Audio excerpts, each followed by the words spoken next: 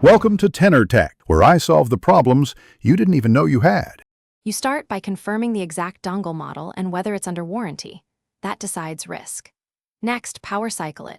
Disconnect power and host, wait 30 seconds, then reconnect using a proper 5V/2A cable to eliminate soft faults. While you're at it, visually inspect the connector and PCB edge for debris, bent pins, or corrosion, because physical damage often explains intermittent failures and guides whether you need cleaning, reseating, or electronics-level repair. Once done opening the case, you should document screw locations and anti-tamper markings so reassembly is clean. Use a 90% plus isopropyl swab and a soft brush to remove grime from contacts. Apply PCB-safe contact cleaner to oxidized pins and let them dry. After cleaning, use a multimeter to check continuity on power, ground, and data traces, and wiggle connectors while measuring to reproduce faults.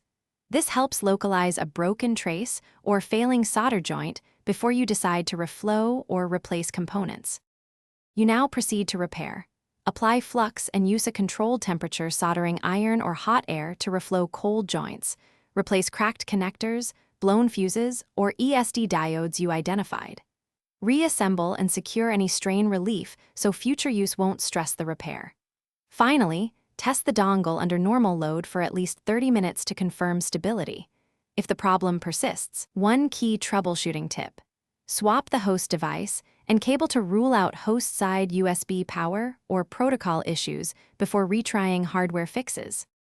Thanks for watching. Subscribe to keep your life in tune.